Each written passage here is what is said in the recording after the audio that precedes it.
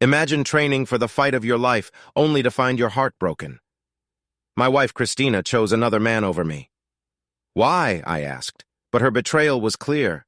She was pregnant with his child, leaving me devastated. In my darkest moments, I found strength in helping kids at a boxing gym. You can rebuild, I told myself, and I did. My journey from sorrow to redemption is one of resilience and hope. This is my story. Enjoy watching it. Weaver noticed a large fist coming straight at him from the side. Though it had been years since he fought in a ring, he still knew how to dodge a punch. He ducked under the wild swing and landed a solid left hook on the man's ribs. The big guy stumbled backward, shocked that someone smaller could hit so hard. Weaver planned his next move. He saw fear in the big man's eyes, just like he had seen many times before. The large man swung again and again, trying to hit Weaver's face, but he kept missing. Weaver toyed with him, ducking and dodging with ease. The big man's arms grew tired, then Weaver decided to finish it. He threw a series of punches to the man's face and body, ending with a strong right hook. The bully fell over a table and hit the floor. Weaver didn't step back but watched as the man struggled to get up. Not wanting more pain, the beaten man left the place. Weaver thought, if I keep fighting customers, Jerry will ban me. He went back to his bar stool. Weaver said, Jerry, the bar owner, I know last week's fight wasn't your fault and this time you were protecting Susie, but you can't keep turning my place into a boxing ring. I know, Jerry, I'm sorry, but Susie shouldn't have to deal with that. Yeah, I get it. Jerry sighed. I should thank you, but here comes Susie. She can do it for me. Jerry went to pour Weaver a free drink. Just then, Susie, the pretty blonde waitress, kissed Weaver on the lips. My hero, she said. Thanks, Weaver. That guy was really bothering me. He offered me money to meet him outside, and when I said no, he got rough. It's okay, Susie. I'm glad I could help. Weaver spoke softly and turned back to his free drink, feeling thoughtful. Susie felt a bit left out and confused, but went back to serving tables. In the far corner of the bar, Arlene Reynolds watched the whole scene. She was a high-level executive at a private equity firm and often came to Jerry's place to unwind before going home. Arlene was one of those modern, powerful women you read about in magazines. She dressed to impress and knew how to make herself look good. Some men found her intimidating. Every day she dealt with all sorts of people, smart and not so smart, which kept things interesting. She didn't like fighting but admired courage, and this guy at the bar had courage. She watched him stare into his drink as if it could tell the future. She sighed. He didn't look fancy, probably a blue-collar worker. Not usually her type, but he was interesting. She couldn't resist.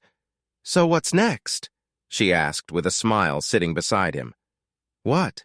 He replied softly. What do you mean? You look like you're reading the future in that glass. So what's next? She repeated, ordering a drink. He chuckled. Lady, if I want to see my future, I just look at my past. That sounded a bit grim, Arlene thought. Time to change the topic. I saw you fight that guy. He was huge. Weren't you scared? No, Weaver answered after a moment. I'm not afraid of men. It's women that scare me. Women? Arlene was surprised. You're afraid of women? Lady, a man might break your nose, your jaw, maybe some ribs, but a woman can break your heart, break your spirit. With that, he stood up, put a $20 bill on the bar, and left without another word.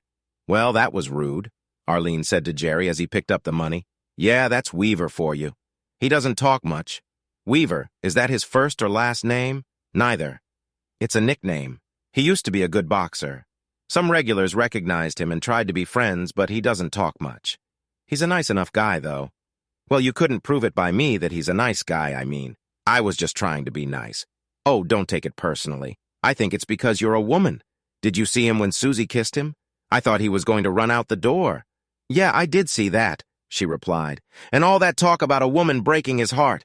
What's up with that? I'm not really sure. Those guys I mentioned said his wife left him for another man while he was training for a big fight. I guess she broke his heart, and it seems like it's still broken.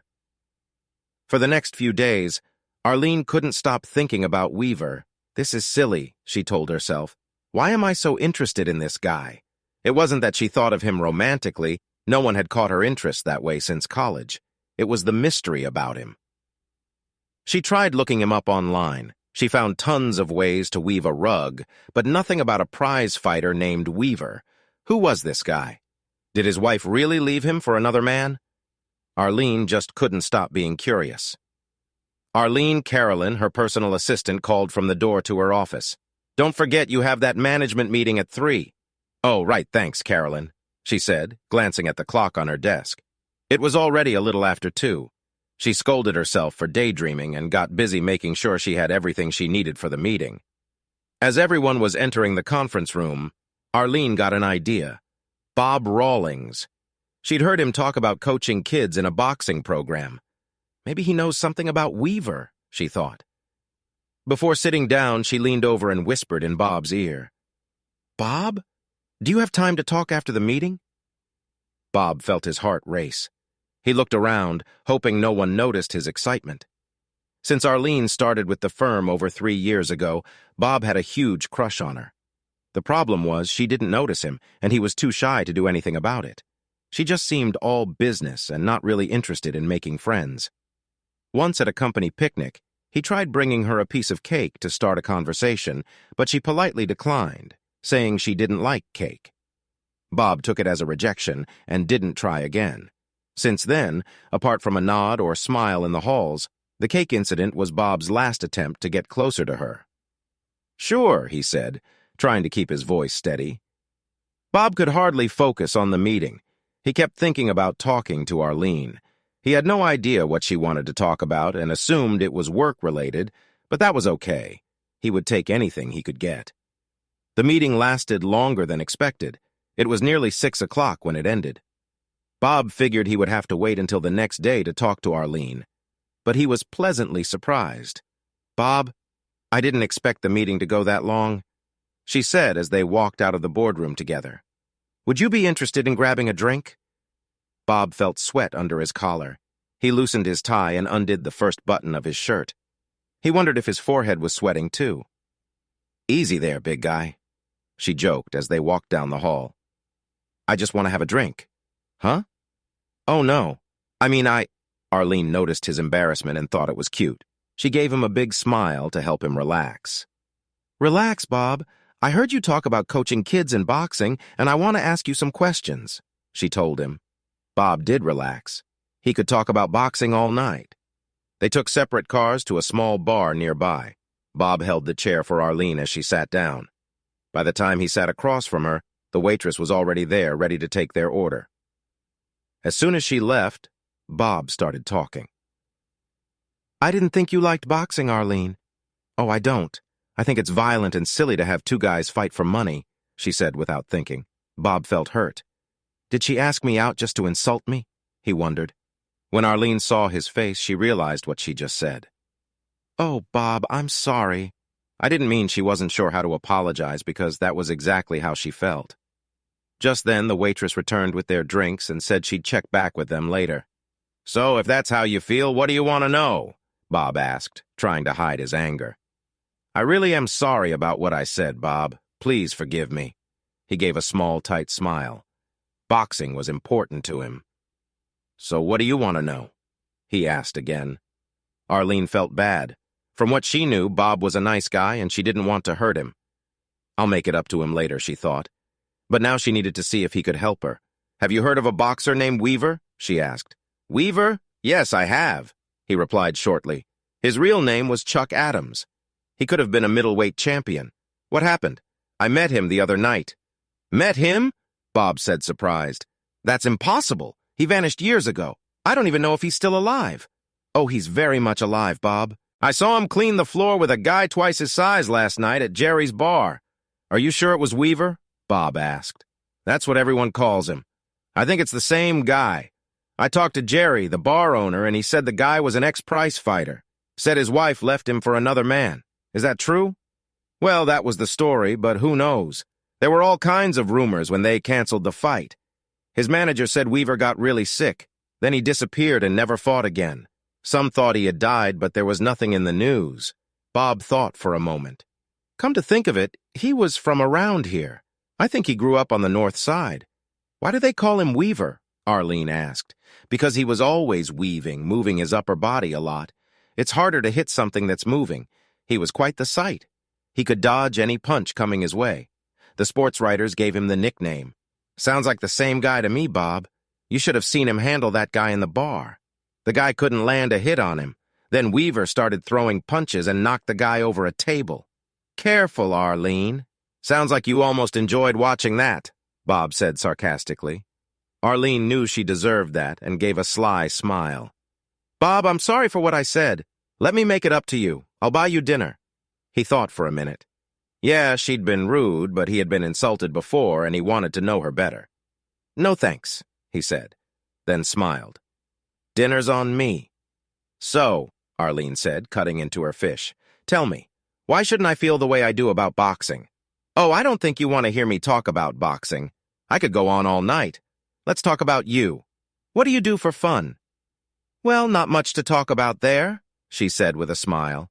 I haven't had a lot of fun since moving to Chicago. My family is in Philly. There weren't many job opportunities there. When I got a job offer here, I took it, but I haven't made many friends yet. Been too busy with work. What about you? Surely you don't spend your free time boxing. I used to. Without boxing, I don't know where I'd be. Arlene looked puzzled. She couldn't see how a violent sport like boxing could help anyone except for the greedy promoters. Look, he said, seeing her confusion, I grew up in a tough part of the city. Between gangs and drugs, most kids didn't have a chance. School was dangerous. A cop named Brian Samuelson saw me wandering around one night and took me to a gym. He gave me gloves and showed me how to box. It changed my life. Suddenly, I was good at something. I was only 10 or 11, but it gave me hope. Hope that maybe I could do something with my life instead of selling drugs on a street corner. It gave me self-confidence, not because I could fight, but because I believed in myself. I joined the Chicago Youth Organization, CIO boxing program. Tony Zale, the middleweight champion, ran it. He was a great guy. Bob saw Arlene's interest and continued. I was a sophomore in high school when Tony showed me some college scholarships for boxing. With Tony and Brian's help, I kept my grades up. When it was time to apply, they both wrote letters for me. Tony's name carried weight, and I got 2 scholarships. They weren't full rides, but they helped me graduate with a degree in business. I also spent 4 years in the Navy and won the Armed Forces Boxing Championship for my division. Arlene now realized how much she had insulted Bob with her remarks. She felt small as Bob delivered his final blow. After the Navy, I got the job at Peterson Industries.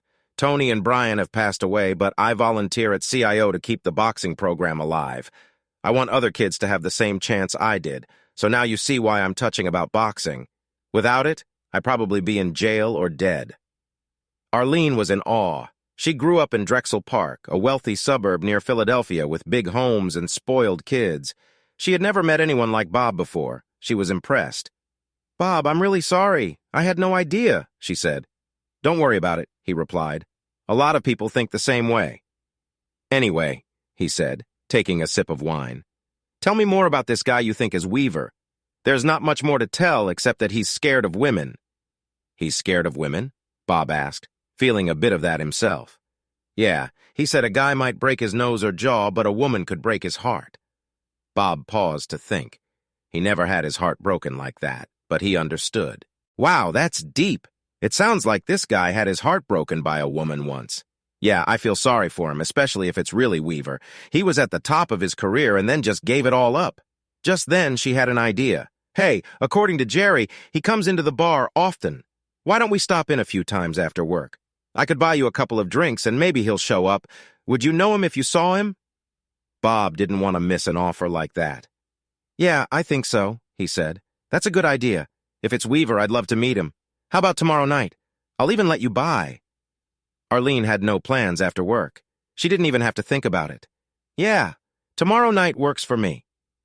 They had one more drink after dinner before saying goodnight. Bob's heart was racing. He finally got to meet Arlene outside of work. Apart from not liking boxing, she seemed really nice. He was excited to see her again. Arlene thought about their evening together as she drove home. They had worked together for years but never talked about anything except work. What a shame, she thought. The next day at work, they didn't see each other. Just before 5, Carolyn buzzed in saying Bob Rawlings was on line 1. Hello, Bob, she answered in a friendly tone. I was just thinking about calling you. Are we still on for tonight? Yeah, that's why I was calling. Where are you parked? I'll meet you at your car. I'll have to follow you. I don't know where Jerry's place is. Oh, okay, I'm parked in the side lot, second row. I'll look for you when I get out there. I'm almost ready. Shouldn't be more than 10 minutes. What can I get you? Asked Susie as Arlene and Bob sat at a table in the back of the bar. I'll have a white wine, please. Reply to Arlene. Make mine a light beer, Bob said. Thank you, he added politely as the waitress walked away. Arlene leaned toward Bob. That's the girl Weaver helped out the other night, the one he had a fight over. He almost ran for the door when she thanked him. It was strange. He beat up a guy twice his size, then seemed scared of her. She whispered, Geez, are you sure this guy's okay? Maybe he's got a fear or something. I don't think so, Bob. I think he's just been hurt badly. Maybe he doesn't like women, but I don't think there's anything wrong with him. Susie brought their drinks and put them on the table. Would you like to start a tab? She asked. Yeah, that would be. Remember, drinks are on me, Arlene said, handing her credit card to the waitress. Start a tab with this, please. We'll be here for a while, she told the waitress. Ah, before you go, how often does Weaver come in? Bob asked. Oh, almost every night, she replied, walking back to the bar. Maybe we'll be lucky and he'll come in tonight, Arlene said. I'm not so sure that would be luck, Bob replied. Then I won't have an excuse to meet you for drinks after work. A big smile spread across her face. You don't need any excuses, Bob. I'd be happy to have a drink with you any time. That was comforting to Bob. He asked more questions about Arlene and she started to open up. He learned their childhoods were very different. She grew up getting almost anything she wanted, including a horse for her 16th birthday. They were so deep in conversation they didn't notice a skinny man who came in and sat at the bar. Can I get you another round? Susie asked. Yeah, one more, Bob said. Oh, by the way, Susie added, you were asking about Weaver. He's been sitting at the bar for the last 15 minutes. Arlene's face lit up. Would you ask him to join us? No, wait, Bob interrupted. I'll go to him. Can you point him out to me? He asked while standing up. He's the third one on the left, she said. Mr. Adams, Bob said, holding out his hand to the serious-looking man. Weaver turned to look at him. Do I know you? As soon as they made eye contact, Bob recognized him. He had less hair, but it was still short and brown. He saw the scar over his left eye from the Alexander fight and had the same focus stare that scared his opponents. No, sir, but I know you. My name is Bob Rawlings. It's an honor to meet you, not wanting to be rude. Weaver shook his hand and then turned back to the bar. Mr. Adams, I don't want to impose, but I would be really happy if you joined us at our table. Usually Weaver would have told the guy to get lost, but he didn't want to cause more trouble in the bar. Besides, there was something he liked about Bob. Maybe it was because Bob called him by his real name. He decided to accept the offer. Well, he said, sitting down to the right of a smiling Arlene, if it isn't the lady who thinks she can see the future in a whiskey glass. Arlene blushed and apologized for bothering him the other day. When she finished, Bob picked up the conversation. Mr. Adams, call me Weaver. Everyone else does. Okay, Weaver, I really enjoyed watching you in the ring. It's an honor to meet you. I've been involved with boxing most of my life. I enjoy watching a skilled fighter, and you are one of the best. I'm a director for the CYO boxing program. It's a great organization. Do you know about it? Weaver didn't answer. He just stared into his glass, so Bob continued. Anyway, we get kids from all over the Chicago area who want to learn to box. I'm just one of many volunteers who work with these kids. We teach them the basics in the ring, but more importantly, we spend time with them. It keeps them off the streets. Most of the kids don't have a good home life. That's why they come to us. We teach them more than how to box. We teach them about respect, fair play, self-discipline, and being true to themselves. It's also a great mentoring program. Bob waited for some reaction from Weaver, but it didn't come. He didn't notice Arlene watching the pride in Bob's face as he spoke. Have you ever thought about volunteering for something like that, Weaver? The kids would be thrilled to have someone like you teaching them. Weaver took a sip of his scotch and water, then sighed. No, I've never thought about it, he responded sadly. Well, it would be a way to give back to boxing, Bob suggested. Suddenly, Weaver became animated. Give back! Hasn't it taken enough? It took everything that ever meant something to me. Respect, fair play. What could I teach kids about that? I'm just a washed-up fighter who once thought he was special. He finished his drink. Look, he said, standing up. Thanks for the offer, but no, I'm not interested. Thanks for the drink, he said before walking out of the bar. Well, that could have gone better, remarked Bob. You got more out of him than I did, Arlene responded. I thought he'd jump at the chance to get back into boxing, even just to teach kids. I wasn't expecting that reaction at all. I don't know what it is, Bob, but when I saw how he jerked away from that waitress after the fight, I just had to find out more about him. His reaction to your proposal makes me even more curious. Arlene, it's none of our business. We should leave the man alone. He obviously doesn't want us prying into his life. But, Bob, what if we could help him? Help him? How? I don't know. That's why I'm trying to find out as much about him as I can. I won't know how to help him until I know his story. What makes you think you could help him even then? Look, Arlene, the guy's obviously hurting. I like him, and I'd like to help too, but bringing up the past could just mean more pain for him. I can't help it, Bob. I need to see if there's something I can do for him. Bob sighed. He thought leaving Weaver alone was the best thing, but if Arlene was determined to help, he'd support her. Have you talked to Derek Hoover? He reluctantly asked. Derek Hoover? No, why? What could he do? He's a trained investigator, Arlene. He does all kinds of research for the company. He's found shady business deals, corporate cover-ups, tax fraud, all kinds of things. Maybe he can find out more about what happened to Weaver. Arlene's eyes lit up with a big smile. Bob, you're brilliant. I never thought of him. Just don't get him in trouble. Make sure he knows it isn't company business, he reminded her. Oh, I will. I'll pay him to work on his own time if he'll do it. As Arlene thought about how to approach Derek, Bob thought about asking her out on a real date. What he said about boxing teaching him self-confidence was true in almost every aspect of his life, except with women.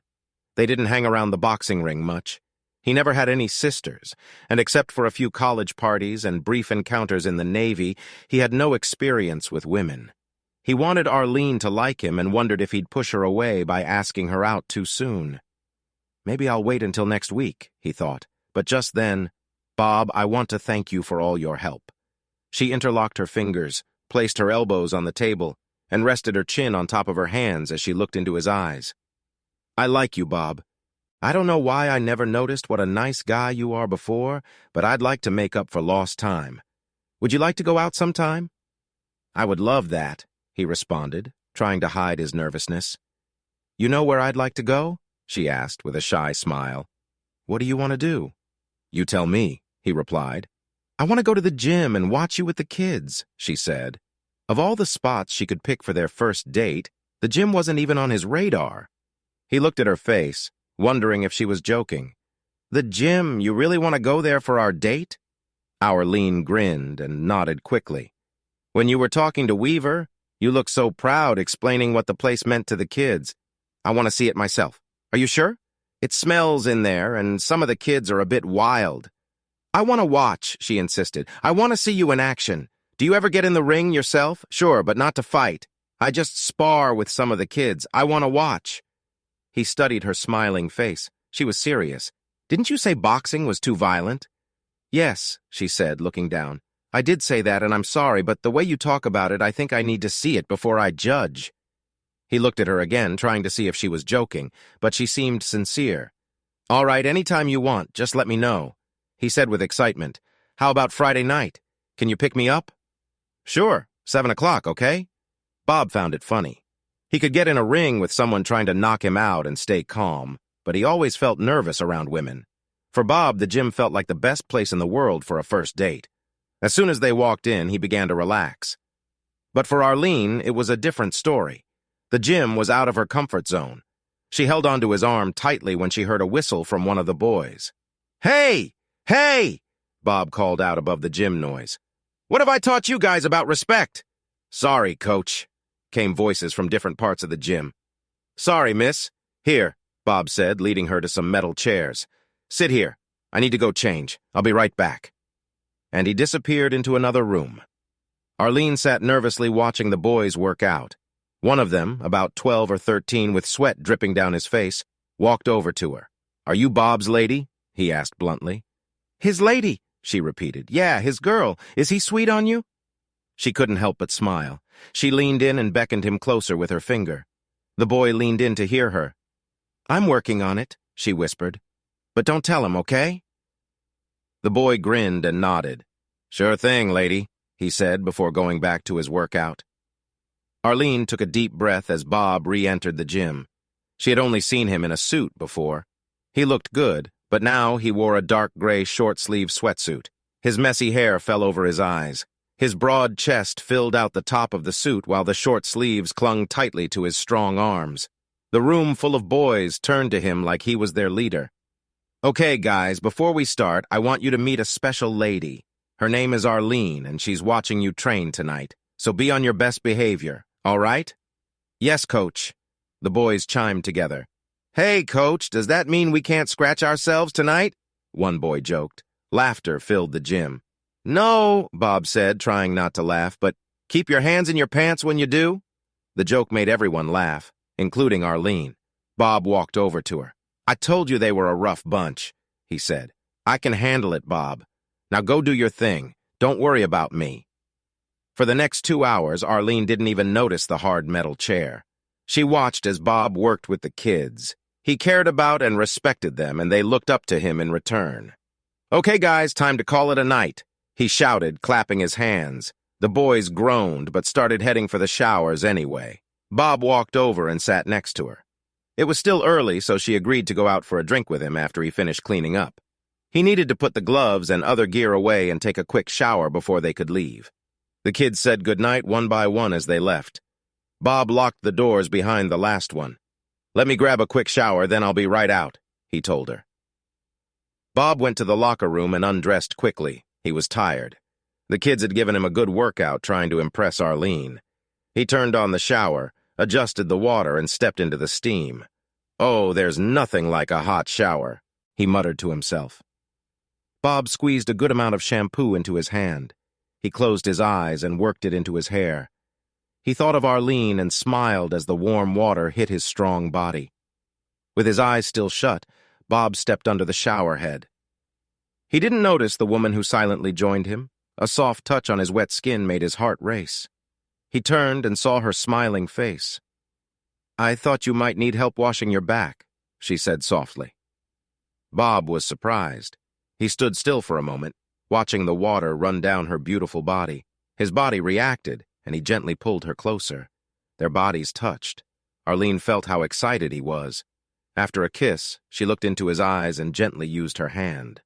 Bob closed his eyes and let out a small sigh of happiness. He had wanted this for so long. He smiled, knowing it was real this time. Arlene took a bar of soap and rubbed it on his chest. She made bubbly lather, then moved it over other parts of his upper body. Bob felt wonderful as her hands massaged his tired muscles. She moved around him, their bodies sliding together in the soapy water. Arlene put down the soap and wrapped her arms around his neck. They moved together like they were dancing. "I'm on the pill," she whispered. Bob leaned on the shower wall and lifted Arlene by her waist. She wrapped her legs around him. They moved together in a perfect rhythm. The soapy bubbles made their skin slippery and smooth. Sounds of joy filled the shower as they both reached their peak. They held each other tightly, trying to catch their breath. "Wow," Arlene breathed out. That was worth waiting for. "Yes," Bob agreed, still breathing hard. They spent the rest of the evening enjoying good food, drinks, and laughs. After dropping Arlene off at her door and sharing a passionate kiss, Bob drove home, dreaming of a future with her. For the next 2 weeks, they were busy getting to know each other better. They didn't contact Weaver, but Arlene had a company investigator trying to solve the mystery of Weaver's sad past. At work, they hardly got to talk. Only once did their schedules align for lunch together. It was Friday, and Arlene was excited about the weekend with Bob when her assistant's voice came through the intercom. "Arlene, Bob Rawlings is on line 1. Thanks, Carolyn." Her heart raced even before she hit the button. "Hey, Hanson, I was just thinking about you." "Were you now? I'm always thinking about you," he replied with a laugh.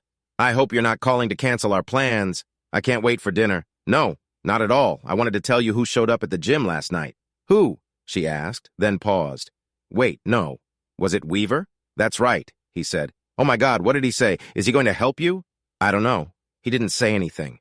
I was in the ring working with one of the boys when I saw him standing by the door. By the time we finished, he was gone. What do you think he wanted?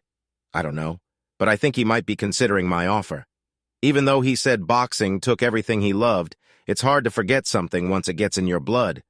Wouldn't it be great if he started working with the kids like you do? I'm not getting my hopes up, Bob replied. From the little we talked, he seems very bitter, but we'll see. They talked a bit more about their dinner plans. After saying goodbye, Carolyn told her she had another call.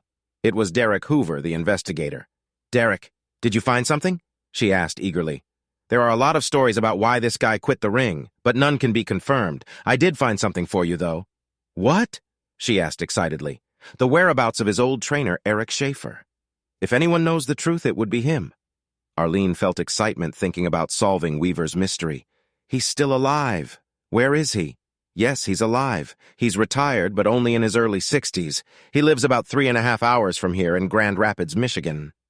I was going to call him, but I thought you'd like to do that yourself. I'm not going to call him.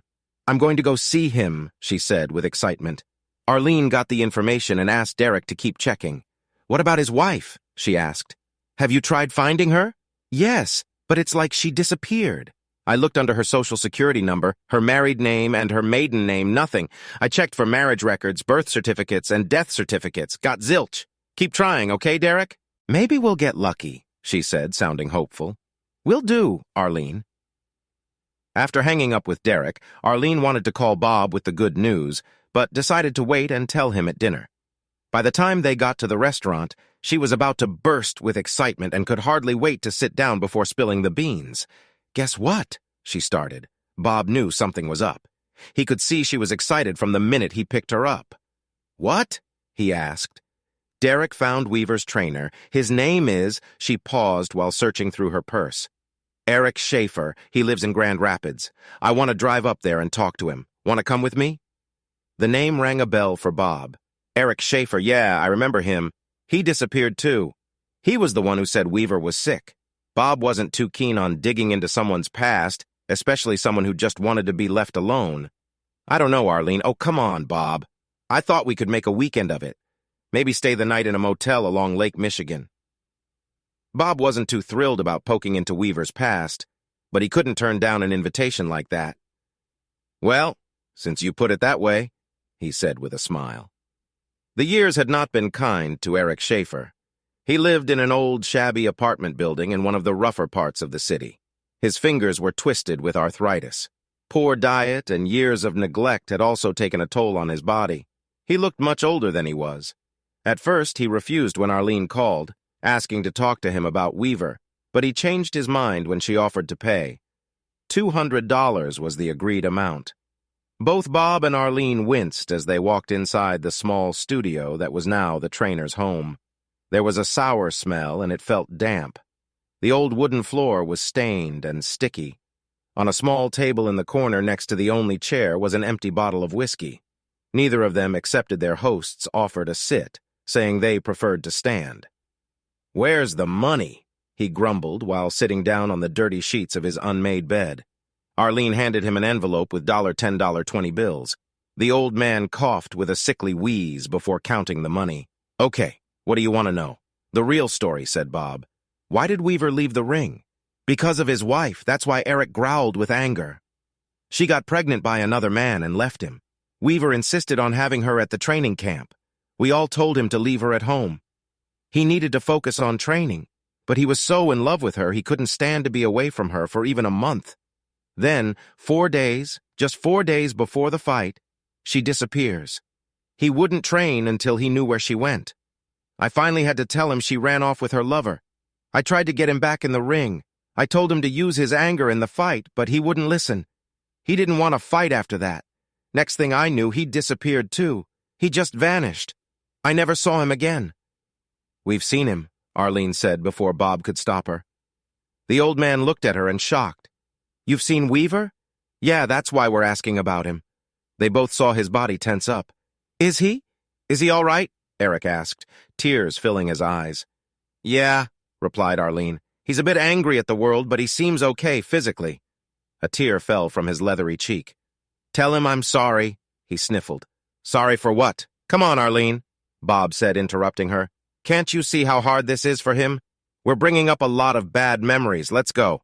But Bob gently took her by the arm and led her out the door before she could argue. "Bob, I had more questions," she told him, frustrated. "Look, we found out why Weaver's wife left him. What else is there? That old man in there was hurting. Didn't you see his tears? What was the point of causing more pain?" He was right, of course. It explained Weaver's bitterness and why he kept himself away from women. Still, she wondered why Eric said he was sorry. Sorry for what? Though she knew that question would haunt her, she didn't argue anymore. They had a lovely evening planned in a beautiful hotel right on the lake, and she didn't want to ruin it. Their room was on the 5th floor and faced the lake. The sun was low in the sky, painting the surrounding clouds in glowing colors. "Oh, Bob!" Arlene said as she stepped onto the balcony. "Look at this view! It's amazing!" "I agree," he said. She looked back through the glass sliding doors and saw him standing in the room staring at her. "No, silly," she said with a smile. "Not me. Come out here and take a look." Bob walked outside and put his arms around her. She rested her head on his shoulder, and together they watched as the red sun lit up the sky with its bright colors, while slowly setting into the calm waters of Lake Michigan. As lights from the nearby harbor twinkled in the twilight, Bob took Arlene in his arms and kissed her. "What do you say we take a shower, change clothes, then find a nice restaurant?" Bob asked. "Can I wash your back?" Arlene teased. "You can wash anything you want," Bob replied with a smile. "Oh, you have a deal," she said playfully. At dinner, they talked about everything except work. It was almost midnight by the time they got back to their motel room. Bob opened a bottle of wine he had bought on the way back. Arlene stepped out onto the balcony. The warm summer breeze greeted her. She could hear the waves hitting the beach below. The moonlight danced on the water, almost lost in the beautiful scene. She didn't hear Bob come over, but felt his presence and turned. "It's beautiful, isn't it?" Bob said, offering her a glass of wine. Arlene took the glass and looked into his eyes. What was happening to her? She wondered. She'd had boyfriends before, but kept those relationships simple. She always focused on her career and ended things if they got too serious, but Bob was different. She was letting him in. She held his head gently and kissed him. It was a tender, loving kiss. She felt like she was losing control but didn't mind. Neither had taken a sip of their wine yet. Without a word, Bob put their glasses down. He then picked her up and carried her to the bed. Arlene's heart raced as Bob slowly undressed her. She closed her eyes, feeling his gentle touch. She felt like she was in a dream, like when she used to dream of being in love. Her body shivered when he caressed her gently. She felt a deep connection, a warmth that made her hold him closer.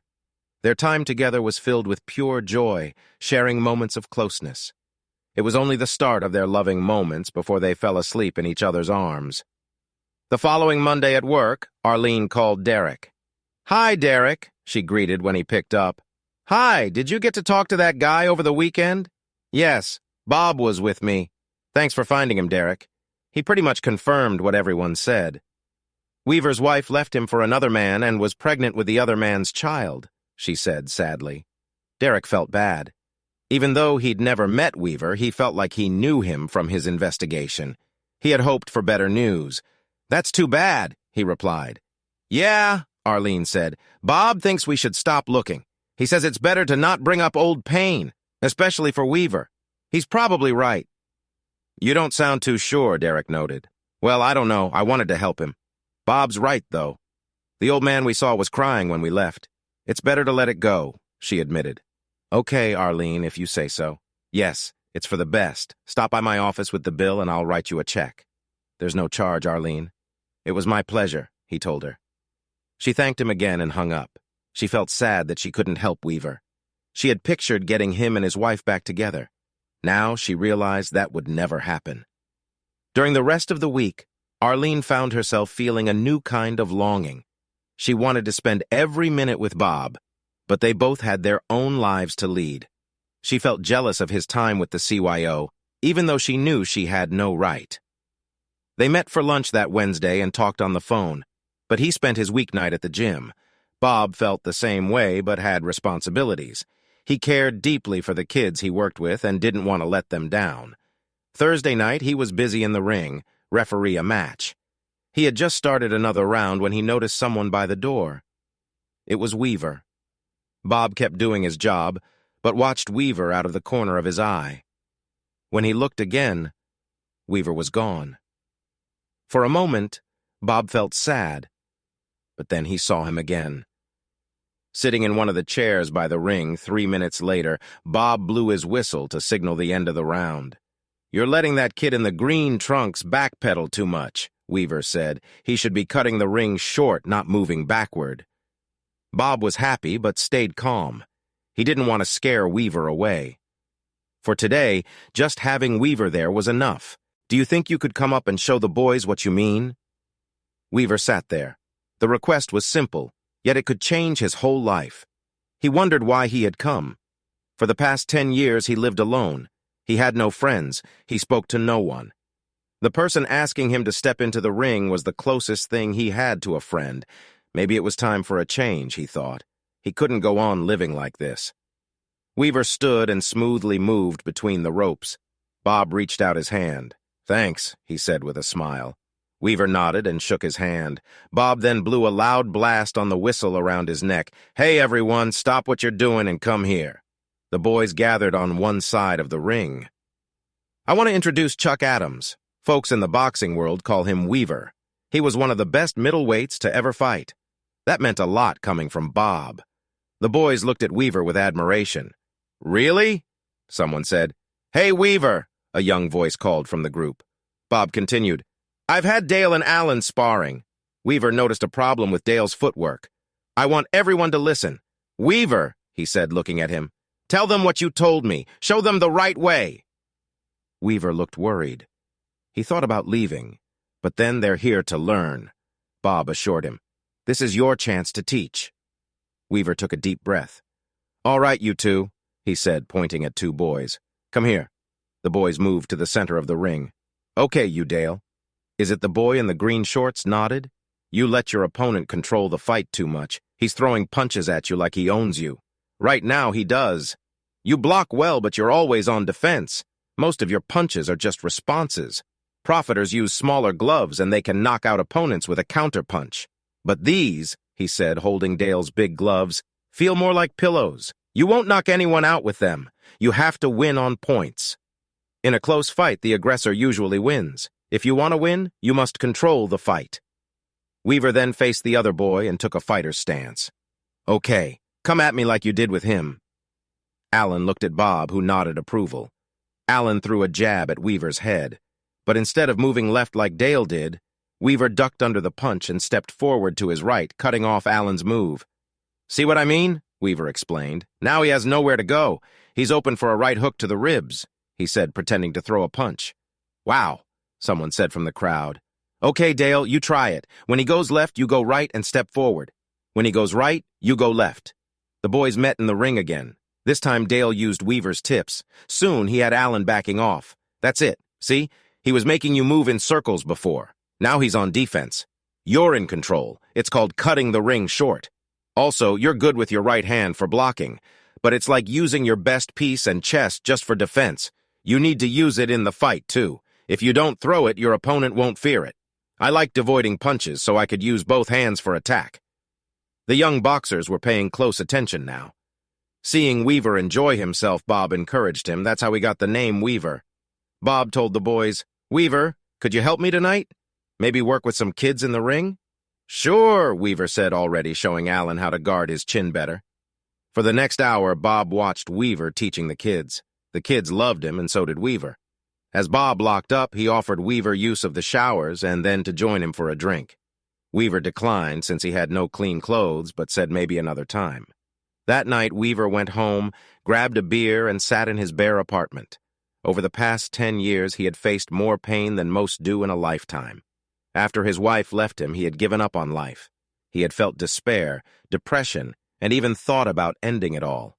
Loneliness was his only friend. It hurt, but it also kept him from being hurt again. But for the first time in a long while, he had enjoyed himself. He liked Bob and the kids, but they wanted something from him. He felt like he had nothing left to give. The next morning, Arlene hadn't even sat down at her desk when her phone rang. It was Derek Hoover. After saying hello, he got straight to the point. Arlene, I know you told me to stop looking into Weaver's wife, but I kept going. I take pride in my work, and it bothered me that I couldn't find anything. Derek, really, it's okay, said Arlene. Maybe it's better this way. Arlene, I think I found her. What? She shouted. But how? Sorry, I couldn't let it go. Finding her became a challenge. I kept digging, so where is she? Have you talked to her? No, I haven't contacted her. I wanted to tell you first. She's in Peoria. Oh no, thought Arlene. That's just 2.5 hours away. But what would Bob think? He was clear about not digging into Weaver's past anymore. Are you sure it's her? Well, someone should talk to her to confirm, but I think it's her. It was a tough puzzle, but all the pieces fit. I started with her married name, Christine Adams. I wasn't sure if she still used that name, her maiden name, or if she took her lover's name. But the easiest way to find someone is through their social security number. That number doesn't change even if the name does. So I needed her maiden name. I looked for their marriage license, but found nothing. Finally, I found an old newspaper announcement. It said she and Weaver got married in Vegas. I had been looking in Illinois. The paper gave her name as Christine Evans. So then I searched for documents like birth certificates, social security, driver's licenses, and death certificates. But I found nothing. It was like she didn't exist. Arlene was captivated by Derek's story, listening closely. I tried looking up the marriage license again and got nothing. The newspaper article was in the sports section and didn't give a marriage date. After more digging, I found a Charles Adams who married Christina Evanishin. Did you know she wasn't born in the U.S.? She was born in Ukraine. She was 3 when her parents brought her over. No, I don't know anything about her, except what the old man told us, that she cheated on Weaver, got pregnant, and left him for another man. Well, it doesn't look like she stayed with that guy for long. From what I see, it's just been her and the kid, said Derek. She must be ashamed. That's probably why she's been hiding all this time, Arlene said angrily. I don't know if she's been hiding exactly, he replied. She has 2 last names. Her family's name is actually Evanishin, but when they moved here, her dad shortened it to Evans. They never legally changed it. So while everyone knew them as Evans, all their legal documents used their real name. Once I figured that out, everything else fell into place. So you're sure you found her? This isn't just a guess? No, I'm certain it's her, Arlene. Now what do you want to do? She works as a waitress and lives in Peoria with her son. Arlene was thinking about Derek's question when she heard the intercom. Arlene, Bob is online too. Okay, thanks, she replied. Derek, let me think about this. Don't do anything yet. I'm not sure what to do. Sure thing, he said. If you decide you want to see her, just let me know. I have her address. Otherwise, I'm done. I just couldn't leave it unfinished. Thanks, Derek. You are really thorough. I appreciate it. I'll let you know what I decide. They said goodbye before Arlene pressed line 2. Hi, handsome. Hi, gorgeous. How's my favorite lady this morning? Well, right now I'd rather be home with you. Other than that, I'm okay, she said, smiling. Me too, gorgeous. Hey, can you take a lunch break at 1? I have exciting news to share. Arlene tried to get him to spill the news, but he wanted to tell her in person, so they planned to meet for lunch at the diner nearby. At 1 o'clock, Bob stopped by her office to walk the 3 blocks to the restaurant. As soon as the waitress left with their orders, he was eager to start talking. You'll never guess who showed up at the gym last night. Bob, you're like a kid who just opened a gift. That can only mean one person, Weaver. Yep, he said with excitement. Did he say anything? Did you get to talk to him? Better than that. Not only did we talk, but he also got in the ring and started working with the kids. What? Arlene's face lit up like Bob's. How did you do that? I didn't do much. Like I said before, once boxing is in your blood, it's hard to ignore. I think he just needed something in his life and couldn't stay away anymore. The waitress came with their coffees. Bob took a sip, then continued excitedly. Honey, you should have seen him. Simplified version, he was wonderful, and the kids loved him. Do you think he'll come back regularly to help? Asked Arlene. I sure hope so, he replied quickly. We talked a bit last night after closing. I'm pretty sure he'll be there tonight. You wanted to help him, honey, and I think you did. Me? She asked. What did I do? You're the one helping him. Arlene, if you hadn't cared and asked about him, none of this would have happened. If this works out, he owes you. Arlene smiled, feeling proud but also unsure. Could she really move on from the past without knowing everything about Weaver's life? Weaver was training for the biggest fight of his life. He could have been the champion.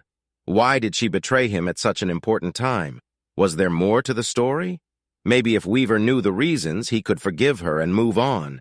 Maybe he could even find someone new. Arlene wondered if she should tell Bob about what Derek had found out. What would Bob say? She knew he would tell her to leave it alone and not dig up old memories. But what harm could come from just talking to Weaver's ex-wife? By the time they got back to work, Arlene was even more unsure about meeting Weaver's ex-wife. According to Derek, Weaver looked like he was trying to get his life back on track. But if she could just talk to the woman, it might help. But what would she tell Bob? He would be upset if he found out. So she decided not to tell him. She would just say she was visiting a friend in Peoria. Once Arlene made up her mind, she called Derek. "I thought you might call," he said when he answered. "I got her phone number for you, but I'm not sure you should call. It's been a long time, and we really don't know the details. I doubt she'd want to talk to a stranger over the phone. I think you have a better chance in person." "I agree," she said, "but it's a long drive. I hate to go all the way there and find she's not home or at work.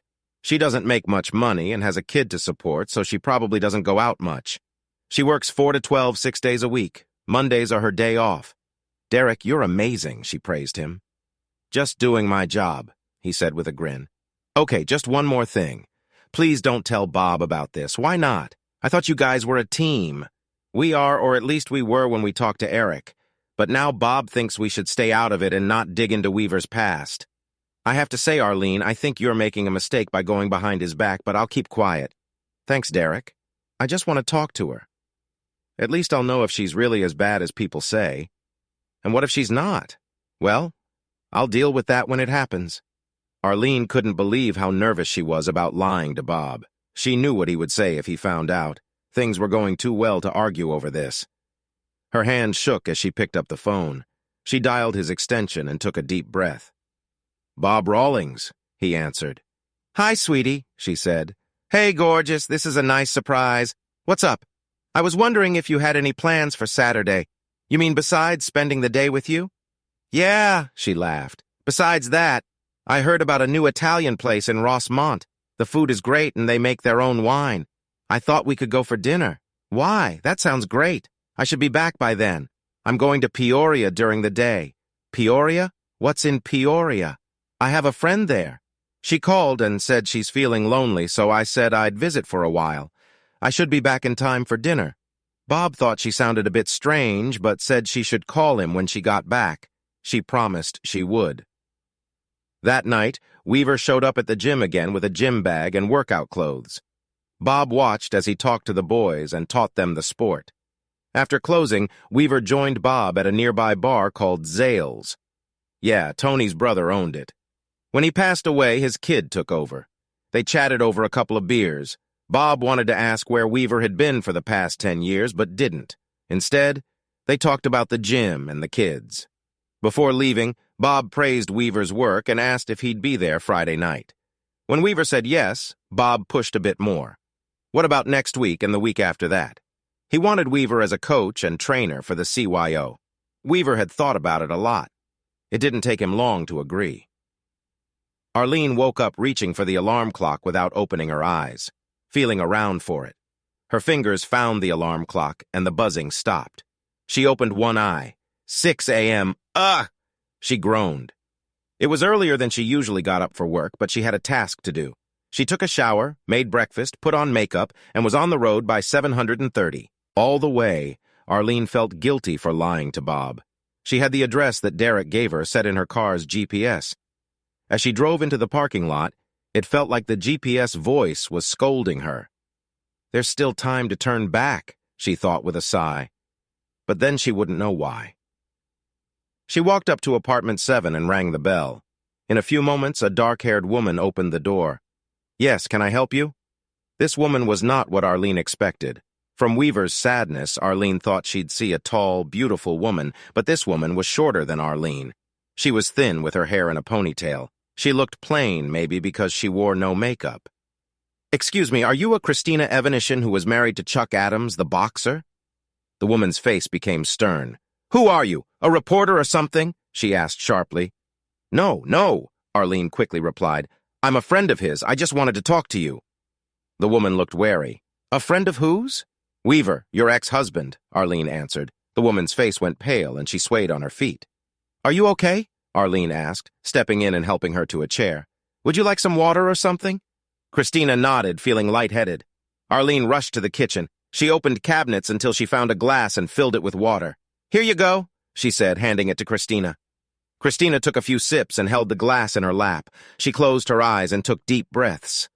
"What?" She struggled to speak. "What do you mean you're a friend of his? You know where my husband is. He's alive." "Yes, of course he's alive. He's living." Arlene stopped. Bob had warned her. She didn't know how dangerous this woman could be. No, I'm sorry, but I can't tell you where he is." "What do you mean you can't tell me?" Christina yelled. "You have to tell me. He's my husband. He has a son he's never seen." She was getting frantic. "His son!" Arlene's voice was cold. "I heard the boy as the son of your lover, the man you were cheating on Weaver with." Without warning, Christina slapped Arlene hard across the face. Arlene had never been hit before. She was shocked and scared. Her eyes widened as she felt the pain and touched her cheek. Christina was furious. "How dare you come into my home and say such things? Get out!" she cried, collapsing back into the chair. Almost in a panic, Arlene headed for the door, but as she reached for the knob, she stopped. Something didn't add up. The crying woman didn't match the description she and Bob had from the man in Grand Rapids. She raised her hand and felt the heat from her cheek. She turned and walked back into the kitchen. She saw an empty coffee maker and started searching. "What are you doing?" Christina sobbed. "I told you to get out." Arlene decided she wasn't going to be intimidated. It was time to take control. "Sit down," she ordered. "I'm going to make us some coffee. Then you and I are going to talk." Still crying, but not as hard. Christina grabbed a box of tissues and sat at the kitchen table. "Coffee filters are in the cabinet on your left," she said. "The coffee is below you." She watched as Arlene made the coffee. Once she calmed down, she spoke again. "Where did you hear I cheated on Chuck and that little Charlie isn't his son?" she asked while wiping her eyes. Arlene didn't answer right away. She had questions of her own. She grabbed 2 cups and poured the coffee. "Christina, why did you leave the training camp just before Weaver's fight?" The 2 women talked for almost 3 hours. Christina's story was completely different from what Eric Schaefer had said. Both women had tears in their eyes by the end. As Arlene was about to leave, little Charlie ran in. School was out for the summer and he had been playing with other kids in the neighborhood. "Hey, Mom, I'm getting hungry," he said. "Charlie, where are your manners? Don't you see we have a guest? Say hello to—" That's when she realized she didn't know the young woman's name. "Arlene," she said. "Arlene Reynolds." "Hello, Miss Reynolds," Charlie said. "Hello, Reynolds." He greeted her politely. When Arlene saw the slim boy with brown hair and gray eyes, she knew Christina's story was true. "I'll make you something to eat in a minute," Christina told her son. "Just need to say goodbye to Miss Reynolds first." The 2 women walked out of earshot of the boy. "Christina, do you trust me?" Arlene asked. "Yes, I think so. Why? I need some time to sort this out," Arlene explained. "I know you've waited 10 years, but Weaver's had a tough time, too. Just showing up with little Charlie might be too much for him." Christina reluctantly agreed to wait before coming to Chicago, but asked Arlene to call her often and keep her updated about her husband. On her way back home, Arlene couldn't focus. She had expected to meet the woman from Eric's story, satisfy her curiosity, and return without Bob knowing. But things had changed. She knew she had done wrong and needed to admit it. Still, she thought, how mad could Bob be when he finds out the truth? Later that night, Arlene was nervous as she sat across the table from Bob, the man she was falling for. She hadn't been good company. Her mind was elsewhere. She was surprised Bob hadn't asked her about it. She knew waiting to come clean would only make it worse. The waiter had just sat down there after dinner coffee. "Bob, I need to confess something," she stammered. "Oh, yeah," he chuckled. "And what's that?" "I lied to you last week when I said I was going to Peoria to see a friend," she admitted quietly. Bob's mood changed and he looked serious. "What do you mean you lied? Where did you go?" "I went to Peoria, but I went to see Christina Weaver's wife." Bob's face grew angry. "You what? His wife? We talked about this. You promised no more snooping. What the hell, Arlene? Bob, please, listen. It's not what his trainer said. She loves him and wants to come to Chicago. Bob couldn't believe it. How could she do this? I don't believe you. Hasn't he suffered enough? You had to find the one person who could hurt him more, the one who broke his heart. Arlene expected Bob to be mad, but not this mad. Bob, please listen. The boy is his son. I saw him. There's no doubt. Bob was taken aback, but still skeptical. How could you know he's Weaver's kid? Did you look at their DNA charts or something? Arlene wasn't sure if Bob was angry because she went behind his back or because he feared Weaver would be hurt. Maybe it was both, but she had to make him see she did the right thing. Bob, just one look. He has Weaver's build, hair, and gray eyes. His name is Charles, but they call him Charlie. Bob didn't want to listen anymore. He signed the restaurant's receipt. Come on, he said, abruptly standing. Let's get out of here.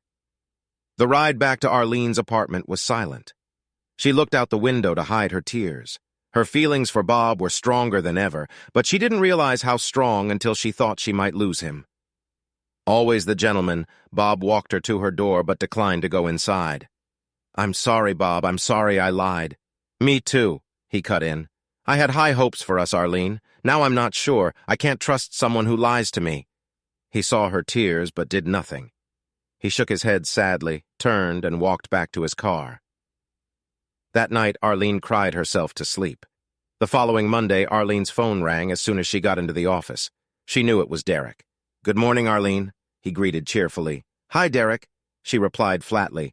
Uh-oh, sounds like it didn't go well. What happened? Wasn't she home? No, she was home. We had a long talk, Arlene said and told Derek Christina's story. Derek listened, but could tell something was wrong. Arlene, what's wrong? Maybe I can help. I don't think so, Derek. She wants to come to Chicago. She wants him back. Bob knew he'd find out what I did sooner or later, so I told him last Saturday at dinner. Oh, boy, he said. Yeah, oh, boy. I thought the good news would balance out the bad, but he was still angry. I don't know, Derek, she said, starting to cry again. I think I've lost him. I knew you'd get into trouble. I know Bob. He respects strength but hates lying. You should have just told him you were going, even if he didn't like it, instead of lying. I know it's just she sniffled. I didn't expect this. I thought she'd be mean. I just wanted to know why she dumped Weaver. I thought if I knew the whole story, I could help him get over her. I understand, Arlene. Your intentions were good, but your method was wrong. Do you want me to talk to Bob and try to calm things down? Thanks, Derek, but I started this mess. I should fix it. I'll keep your offer in mind, though, as a last resort, if that's okay. I can't lose him, Derek. I love him. I know you do, and the best thing you have going is that he loves you, too. Really, Derek? Are you sure? She asked hopefully. I know that for sure, he confirmed. Later that night, Weaver was already at the gym when Bob walked in. He watched briefly as the former fighter shared his skills and experience with the other men. Bob felt proud, knowing he had a part in the pride showing in Weaver's eyes. Even after thinking all weekend, Bob didn't know what to do about the mess Arlene caused. Why did she have to interfere? He angrily wondered.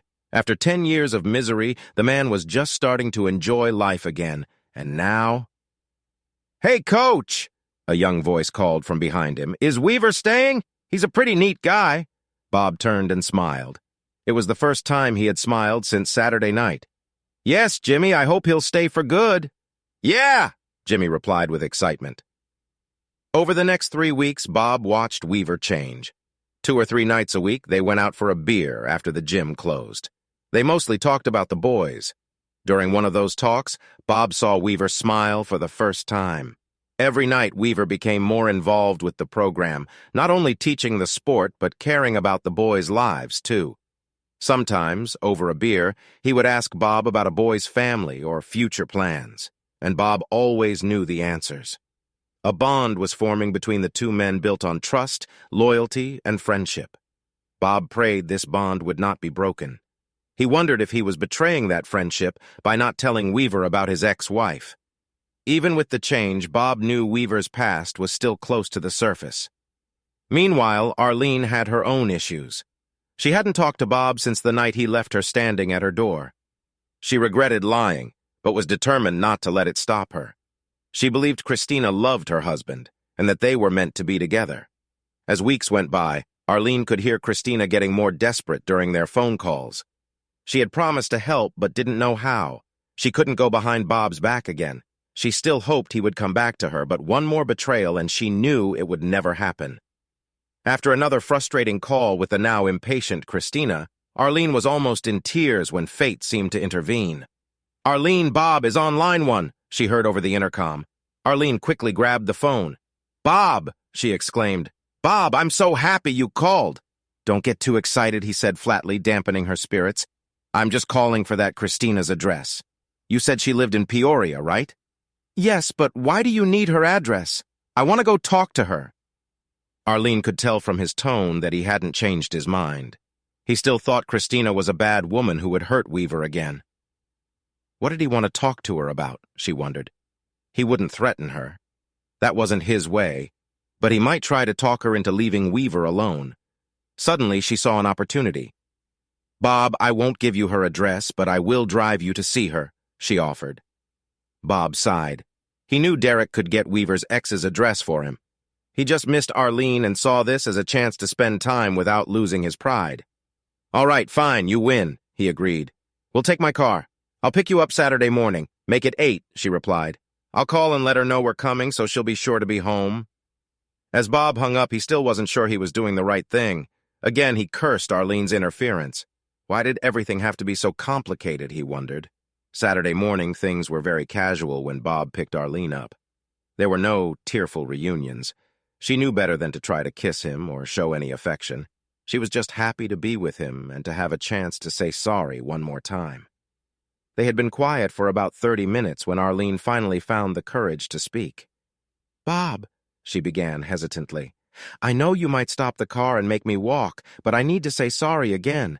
I should never have lied to you." Bob was silent for a few moments. "We talked about this already," he said at last. "After talking to Eric, you agreed to let it go. Then you went behind my back and did exactly what we both agreed you wouldn't do. How can I trust you after that?" Before she could respond, he went on. "And to make things worse, you now want to drag her back into Weaver's life. I don't care what she told you. She broke that man. You saw him. He had no reason to live. Well, you should see him now. You wouldn't recognize him. He smiles sometimes. He jokes with the kids, and they love him. He's a new man with a new outlook on life, and you want to risk destroying that again. I can't let that happen, Arlene. I won't let it happen." Arlene was worried about his last statement. "What are you going to do when we get there?" "I'm hoping to talk her out of contacting him. You say she loves him. We'll see. If she loves him, she'll leave him alone and let him move on." But Arlene stopped herself. She knew she couldn't convince him that Christina really loved her husband, but she hoped Christina could. Instead, she focused on her own problem. "Bob, I'm sorry for lying, but I really thought I could help. I think the reason Weaver is struggling so much is because he never got any answers. He never got closure. I thought if I could talk to Christina, woman to woman, she might say something that could help Weaver." "What could she say?" Bob asked. "I don't know, maybe nothing. But I wouldn't know until I talked to her. I believed Eric's story, too. I thought she might be as bad as he said, but maybe, just maybe. She had a different reason for running away, something that could ease some of Weaver's pain. I wouldn't know unless I talked to her." She looked at Bob and could see by his face that he didn't think much of her idea, but she wouldn't give up. "Bob, I knew you wouldn't want me to talk to her, but I didn't see how it could hurt. If I came back with something that could help Weaver, great. If not, no harm done. Nobody would even know I went. After I talked to her, I knew I had a problem. That's just it, Arlene. It's not your problem. It's Weaver's. You created it, but he's the one who'll have to deal with it, and you're wrong about nobody getting hurt. He's going to get hurt again." Arlene didn't say any. She knew nothing she said would change his mind. All she could do now was give Christina a chance. She felt a bit better when he spoke next. "Let's not talk about it anymore," Bob said, shaking his head.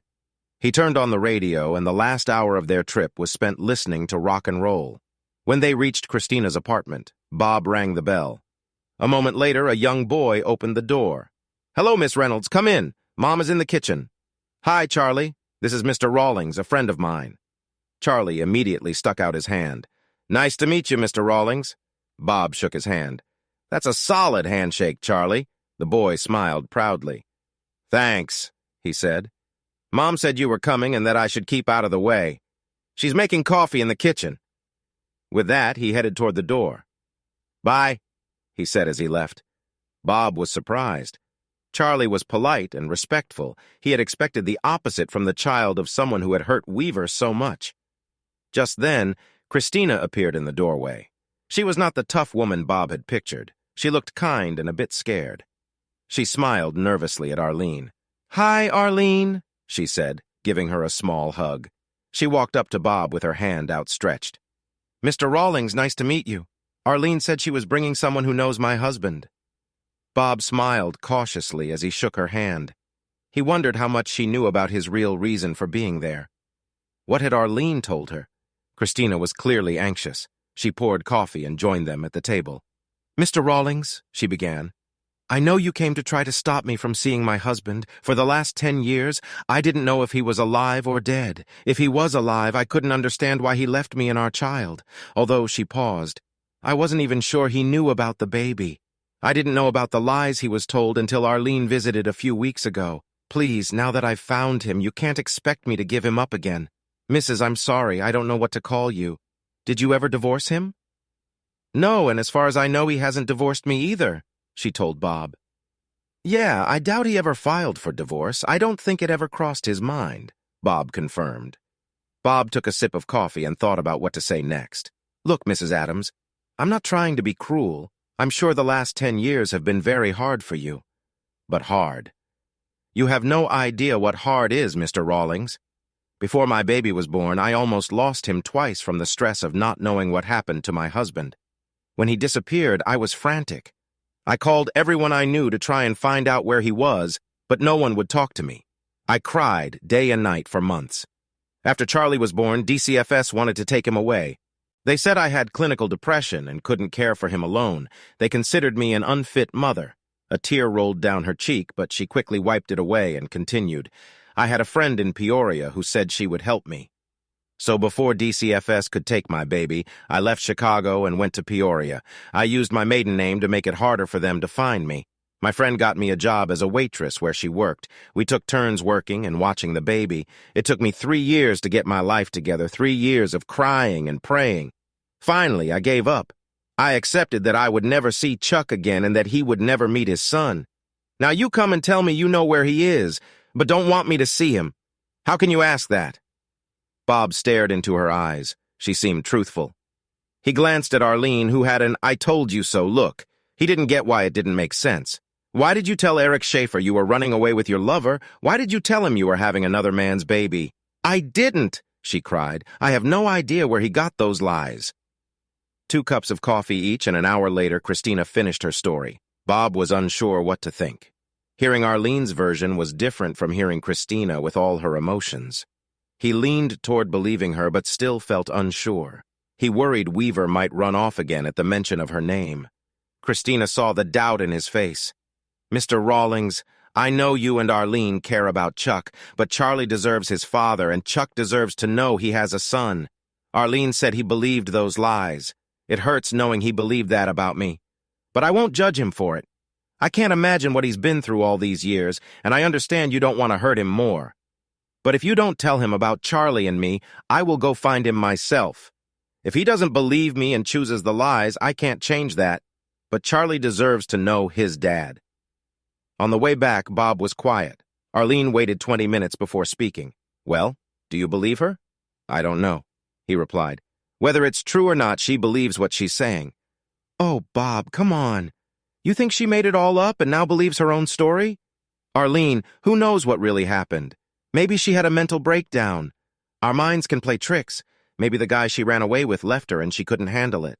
Her mind might have blocked out the trauma." "Bob, those are a lot of maybes," Arlene said. "It can happen. If she's been telling herself that story for 10 years, she might believe it. Her story just doesn't add up. She says she didn't tell Eric she had a lover, but if that's true, where did he get the idea?" Weaver was like a son to him. Eric knew how much Weaver loved his wife. It would hurt him to think she was cheating. Eric wouldn't lie without believing it. And what about someone getting into their apartment? She said things were broken but not stolen. Who would do that? "Well, I believe her. Arlene said stubbornly. Bob sighed. I don't know. I wish I could talk to Weaver about it. Get his side of the story, but I don't dare bring it up. He's come so far. We're becoming good friends. For the first time in 10 years, he's happy. I hate to do anything to destroy that. For the next 2 weeks, Bob was extremely stressed. He had too much on his mind. He was always nervous, his stomach hurt, and he had trouble eating and sleeping. He was still angry at Arlene for lying to him. He loved her and hoped for a future together, but now he doubted it. It was a small lie, but it caused a lot of problems. Then there was Christina. She had a point. Weaver should know he has a son. But is it really his son? Charlie looked like Weaver, but how could he be sure? Was her story true, or was it a fantasy? Or did she have some other plan? On top of everything else, he got an important project at work. He was at his wit's end, and it was starting to show. Hey, Coach, can you help me with that 1-2-3-2 combination, Coach? Coach? Huh. Oh, I'm sorry, Tommy. What did you say? I asked if you could help me work on that 1-2-3-2 combination. Are you okay, Coach? I can get Weaver to help me if you can't. No, Tommy, I'm sorry. I just have a lot on my mind. Give me a minute to get some water, and then I'll meet you by the heavy bag, said Bob. Okay, Coach replied the young man. Weaver, only about 10 feet away, was helping another young man tie his glove laces. He noticed the talk between Bob and Tommy. It was clear that something was bothering Bob. He always gave the kids his all. Later that night, Weaver and Bob sat together at a table in Zales. Here you go, boys, a waitress said as she placed 2 drinks in front of them. Weaver wasn't as grumpy and sad as he had been a few months ago, but he still didn't mess around. What's wrong with you, Bob? Lately, you've been acting like a kid who lost his dog. What's the problem? At first, Bob didn't want to say anything, but then he thought maybe this was the chance he needed. He knew he had to be careful. It's woman problems, he said. Mentioning woman troubles made Weaver remember some of his own past pain. He took a deep breath. The past months had helped him a lot. You mean the lady who thinks you can see the future in a glass of whiskey? He asked. Bob nodded slowly. Did she break up with you? No, nothing like that. Actually, I'm thinking of breaking up with her. She lied to me, and if there's one thing I hate, it's lies. I see, said Weaver. I don't know the details, but everyone lies sometimes. You need to look at why she lied. Was it for her own gain or to spare you pain? Yeah, lying is bad, but not everything is black and white, Bob. He took a sip of his drink before continuing. Do you love her? Bob nodded again. Yes, I do. But trust is really important to me, and now I'm not sure I can trust her. Weaver chuckled. Trust is never a sure thing, my friend. I once trusted Chris with my life, and look how that turned out. His voice became sad, and he stared down at the table. It was the first time he had said her name out loud since it happened. Bob was surprised to hear him mention her. It was clear the pain was still there. After a few moments of silence, Weaver looked up. Listen, when it comes to being hard-hearted about women, I'm the king. Don't be like me. Part of love is forgiving, within reason. Life is lonely when you don't have anyone. If you love her and she loves you, don't let a little lie come between you. Go tell her you love her. Don't end up alone like me. I have no choice, but if you throw her away, you're a bigger fool than I ever was, he said, taking another sip of his drink. Bob still wasn't sure about saying more, but he didn't know if he'd get another chance. Since Weaver had brought up her name, he went for it. Weaver, if Chris walked in right now, what would you say to her? I'd ask her why? Weaver replied without hesitation. Bob couldn't sleep that night. He could give Weaver the chance to ask his question, but was he ready for the answer? Was he ready to see her again? Their talk made it clear that Weaver wasn't happy being alone. If only he could see inside Christina's heart. The next morning, just after 9, Arlene looked up from her desk. Bob, she said, surprised. She hadn't seen or heard from him since they came back from Peoria. I don't know if this is the right thing, but can you call Christina and see if she can come up? You mean it? That's great. What changed your mind? She asked eagerly. I talked with Weaver last night. I asked what he'd say to Christina if he could. He said he'd ask her one question. Why? You could see the pain as he spoke, but he deserves a chance to ask that. Since he seemed softer about Chris, Arlene wondered, does this mean you forgive me? No, Arlene, it doesn't. You went behind my back and then lied. Her hopeful look turned to sadness. Bob saw the sorrow on her face and felt her pain from where he stood. But he needed her to understand how he felt about her lie. Still, he wasn't made of stone, and his own heart was breaking. He walked over and sat in a chair opposite her desk. "I know your intentions were good," he said, "but if I'm going to give my heart to someone, I need to know they'll be honest and loyal. It might sound simple, but when I commit to someone, I expect the same in return. Bob, I understand I let you down." "Yes, you did, Arlene. Please give me another chance. I know I shouldn't have lied. We were getting along so well and I didn't want to risk our first argument." "I'd rather we had an argument than you lying to me," he interrupted. "I know. Derek told me the same thing. I shouldn't have lied to you and I promise I won't do it again. Please give me another chance. We'll talk about it," he said with a sigh. "In the meantime, why don't you call Christina? See if she can come to Chicago for a day or two. Maybe she can bring Charlie as well." "I'll pay for a motel room for them." "You don't need to do that. I have a spare bedroom. They can stay with me," Arlene replied. "Okay," he said, standing up and heading to the door. "Let me know when they're coming." 2 hours later, Bob's secretary told him Miss Reynolds was on line 1. "Hello? Bob, she'll be here tonight. Wow, she's quick." "Yes," she broke down in tears when I told her. "How are we going to do this? When and where will they meet?" Bob shared his plan. The next night, everything was ready. After a good workout at the gym, Bob and Weaver sat in Zales's bar, casually chatting over a beer. Outside in the parking lot, Arlene and a very nervous Christina waited for the signal. Arlene had arranged for a friend to stay with Charlie. Bob saw a pause in their talk. "Weaver, the other night you said if you could talk to your wife, you'd ask her why." He took a deep breath. "What if I could make that happen?" Weaver looked at his worried friend, puzzled by the question, but answered anyway. "I'd be forever grateful, my friend," he said with sadness. Bob pressed send on his phone, sending a one-word text. "Okay, I hope you mean that because you're going to get the chance." Bob explained carefully. A moment later, Weaver's eyes filled with tears and his heart pounded as he looked at the woman who had left him shattered 10 years ago. "Christina," he whispered. Christina's legs felt weak. Her whole body trembled. She never thought she would see him again. It was like seeing a ghost. "Oh, Chuck," she replied, struggling to speak. Arlene wrapped her arms around Christina to support her. For a moment, they just stared at each other. Bob stood up and offered Christina his chair. Arlene helped her sit down. "Arlene and I will be right over there," Bob said, pointing to another table in the corner. "You two have a lot to talk about. Take your time." The waitress came over to get their drink orders. Christina felt like she was in a dream.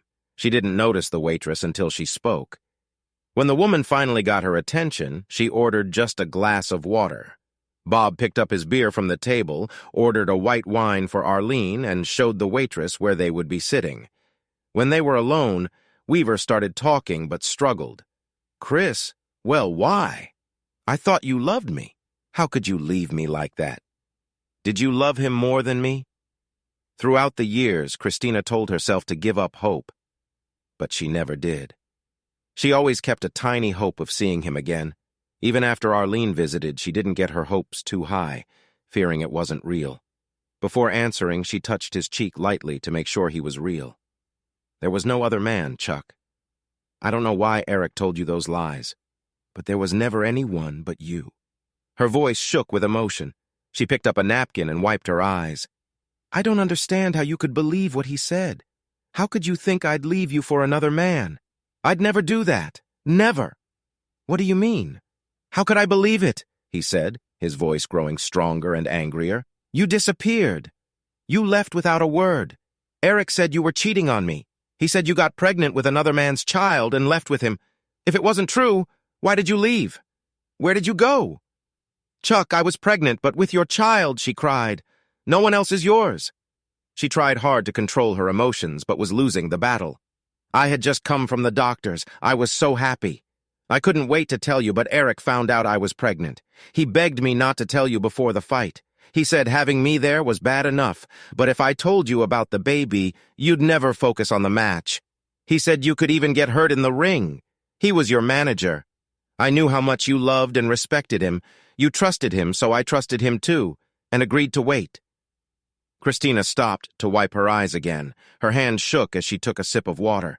She took a deep breath to calm her nerves before continuing. A couple of days later, Eric came to see me in the cabin while you were training. He gave me an envelope with $5,000 in it. He said it was an advance on your guarantee. He said I was a distraction and wanted me to go home. At first I refused. I said my place was with you. We argued. I finally told him I would talk to you and see what you wanted. But he said you would insist on me staying even if it meant losing the fight. He reminded me you were fighting for the title, the most important fight of your career. I didn't know what to do. There was also a train ticket to Chicago with the money. Eric said he'd tell you I got bored and wanted to go back home. He told me it was the only way you'd focus on your training. Then after the fight, you'd come home as a hero, the new middleweight champ, and I could tell you that you were a father. He made it sound perfect, and I didn't want you to lose, so I agreed. Eric helped me pack and got one of the guys to drive me to the train station. But you weren't there, Weaver interrupted. I was at the apartment. When Eric said you left with another guy, I didn't believe him. I got in the car and drove home. It was the only place I could think of to find you. I drove straight there, but you weren't home. Most of your clothes were gone. There was no note, no clue. What was I supposed to think? If it's not true, what happened? Where'd you go? Why did you disappear? He asked again. It was you. She realized suddenly you broke the lamp and threw everything around. I was mad and hurt, he admitted. Yeah, I lost my temper. I couldn't believe you'd leave me like that. I waited for you all night, but you never came. The next morning I got back into my car and just drove. All this time I thought someone broke in while we were at the camp, she explained. I wasn't there because I was in the hospital. I started feeling dizzy on the train. I thought it was because I hadn't eaten, so I got up to go to the dining car, but on the way, I passed out and hit my head. The train stopped at the next town, and an ambulance took me to the ER. It turned out I was anemic. It happens a lot with pregnant women. I also had a small concussion from the fall. Because of the pregnancy, they made me stay a couple of days. I had no idea you had left the camp and gone back to the apartment. As far as I knew, the fight was still 3 days away. I thought I'd be out of the hospital and back home waiting for you. Weaver shook his head. For 10 years he had thought his wife ran off with another man. As painful as it was, he almost preferred that to knowing 10 years had been wasted for nothing. Why would Eric tell me you ran off if it wasn't true? We were like family. Why would he want to ruin my life? It doesn't make sense. He could hear the pain in her voice as she answered. I don't know. I don't know, she sobbed. I got home the day of the fight. When I saw everything thrown around, I thought someone broke in and I was almost afraid to stay. But I didn't want to miss your call. I waited all night by the phone. I got scared when I didn't hear from you. I thought something had happened to you in the fight. I tried calling Eric, but couldn't reach him. The newspaper said the fight was canceled. I couldn't figure out why. Nobody seemed to know anything. Someone told me they read that you got sick. I panicked. After weeks of not hearing from you, I started having cramps and got scared for the baby. I ended up back in the hospital. The doctors told me if I didn't rest, I'd lose our child. I didn't know what to do, who to call. I was so alone. She finally broke down in tears. Weaver's heart was breaking. I'm so sorry, I'm sorry, he told her, reaching across the table and taking her hand. I don't know what to say. I was going through hell. You never complained, but I knew you were always scared before a fight. I thought that's why you found someone else. Why you left? I blamed boxing for losing you and vowed never to step into the ring again. I wandered around taking any job I could get. I went to California and worked in the fields during the picking season. I worked on an oil drilling rig in the Gulf of Mexico and even worked on a shrimp boat in the Florida Keys for a while. A couple of years ago, I came back to Chicago. The first thing I did was visit our old apartment. I stood in front and remembered some of the good times. Now it was his turn to wipe away the tears. A few tables away, 2 curious people tried to listen without being obvious. I wish I knew what they were saying, said Arlene. Well, Weaver hasn't run out the door yet. That's a good sign, Bob joked nervously.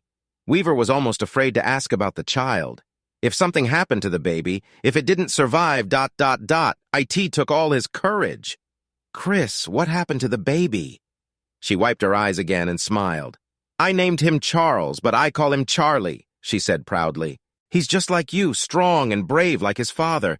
He's the reason I kept going all these years." Weaver's heart melted as he realized. You mean I have a son?" he stammered. "Oh, yes, yes you do," she said, smiling wide. "I'm a father," he shouted, standing up and nearly knocking over his chair. Everyone in the place turned to look at the excited ex-boxer. Several people mumbled, "Congratulations," from different places around the bar. Christina stood as Weaver walked over. He hugged her tightly, pulling her clothes. Their tears flowed freely as he kissed her. When can I meet him? When can I see my son?"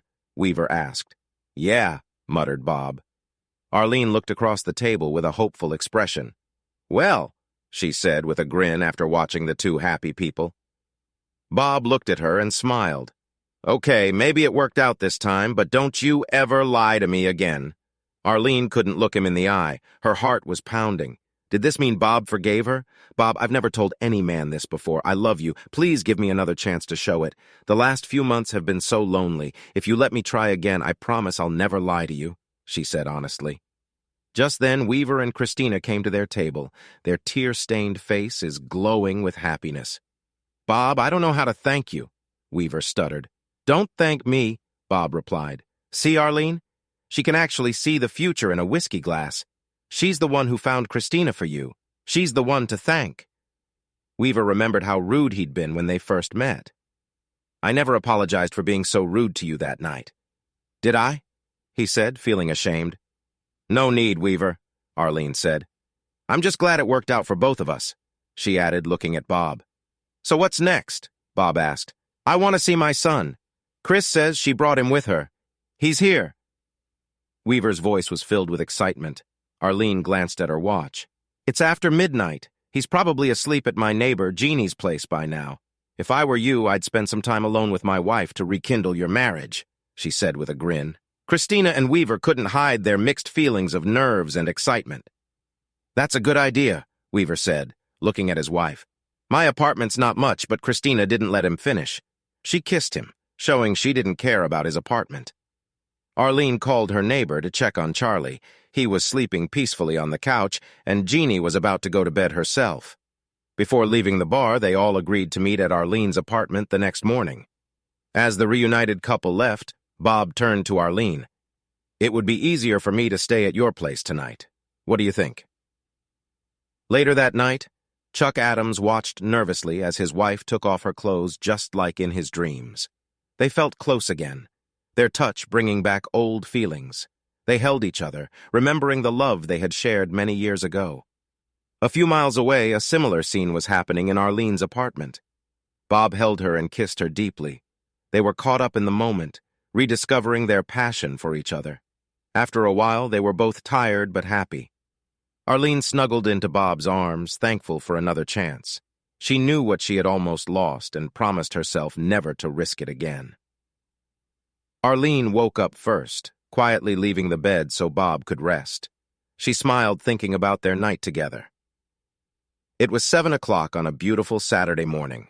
Sunlight filled the apartment and birds sang outside. As she made coffee, Arlene hummed along with the music of the morning.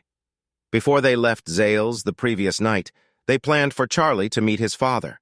Weaver and Christina would come to Arlene's apartment at 8 in the morning. Jeannie would have the boy up and dressed by 8:30, and his mother would go get him. As the coffee brewed, its aroma woke Bob. He breathed it in, thinking what a wonderful way to start the day. He looked around the bedroom. It had been a long time since he woke up in that room. Bob felt happy to be back. "Good morning, sleepyhead," a loving voice said. Bob turned to see Arlene standing in the doorway. She was holding 2 cups of coffee. "Good morning, beautiful," he replied with a big smile. She noticed how the sheet moved a bit. "Was that for me?" she asked with a laugh. "Yes," he replied. "Why don't you put down those cups and join me?" Arlene knew they didn't have much time. Weaver and Chris would be there in 45 minutes, and they still needed to shower, but she decided to go for it anyway. Arlene put the coffee cups on the dresser. "Here I come!" she shouted as she ran to the bed. She threw off the sheet and straddled Bob's waist. She slowly lowered herself until she was fully connected with him.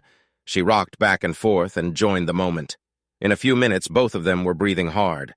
Arlene kept a steady pace. "Oh my," she moaned. "I'm almost there. Come on," he said. "Let's do this together." They both reached their peak, and then Arlene collapsed onto Bob's chest, breathing heavily. They cuddled for a while. Suddenly, Arlene jumped up. "Oh no!" she cried out. "What happened?" Bob asked. "They'll be here in 20 minutes, she said. "We need to shower quickly." She saw the mischievous look on his face. "Not that kind of shower, Bob. Weaver is meeting his son for the first time today. We need to be ready for them." Feeling guilty, Bob quickly got out of bed. 20 minutes later, Arlene was still drying her hair when the doorbell rang. "Right on time," Bob said. "Did you think they would be late? I'm surprised they weren't here an hour ago. Can you let them in, honey? I'll be out in a few minutes. Coffee is ready." Bob opened the door and saw a cheerful man on the other side. It was Weaver. Over the last few months, he had smiled and joked, but there was always sadness in his eyes. Now his eyes sparkled. The woman with him also looked happy and free. "Hi, guys. Arlene is still getting ready, but she'll be out soon. Come to the kitchen. Coffee's fresh," Bob said, leading the way. When Arlene joined them, everyone was a bit nervous. Weaver had faced many tough fights in his career, but he had never known fear until that morning. He was about to meet his son for the first time. Christina took Weaver's hand. "Are you ready?" she asked. "What have you told him about me?" Weaver asked. "I told him the truth, but not all the details. I said you disappeared just before the big fight, and I hadn't seen you since." Christina replied. "Does he hate me?" Weaver asked, his voice shaking. "He's never said anything like that. He's asked about you, but he doesn't have strong feelings either way," she explained. "Well," Weaver said, still nervous, "I guess we will find out soon." "It'll be fine," Arlene said. "Of course it will," Bob added. Christina kissed Weaver. "We're a family now." "Don't worry, I'll be right back," she said as she walked towards the door. Weaver looked at Bob. "I've never been so scared in my life. Weaver, I've met him. He is a great kid. Christina did a wonderful job raising him. You'll be proud of him, and he will be proud of you," Bob reassured him. They all looked up as Christina walked in with Charlie, who greeted the familiar faces before he noticed Weaver. "Mom, who is that?" Charlie asked, looking at Weaver. Christina started to explain, but Charlie interrupted her, excitedly recognizing Weaver from a picture on her dresser. "Are you my father?" he asked. "Yes," answered Weaver, tears streaming down his face. "Where have you been?" shouted Charlie, hitting Weaver with his small fists. For the first time, Weaver didn't defend himself. He let Charlie hit him, feeling the boy's anger and pain. With every hit, Weaver felt his son's pain. He took each punch like he deserved it for what he had done wrong. "Charlie!" his mother yelled. She tried to grab him, but it was too late. The anger inside Charlie faded as fast as it had come. Seeing his dad again was a shock. But now, instead of anger, there was love. Out of breath, Charlie stood there looking at his dad. Dad, where have you been?" he cried out. "I knew you would come back. I knew it." Tears ran down his face as he hugged his father tightly. "I'm sorry, son. I'm so sorry, but I'll never leave you again. I promise," Weaver said. Everyone around them teared up watching this moment. No one spoke. They just looked at the father and son holding each other. Christina couldn't handle it. Her family was finally together. Her legs felt weak, and she fell onto a chair, crying hard into her hands. Arlene looked at Weaver and wiped the tears from his face with a gentle smile. She then wiped her own tears. "Okay," Arlene finally said. "Who wants breakfast? Charlie, how do you like your eggs?"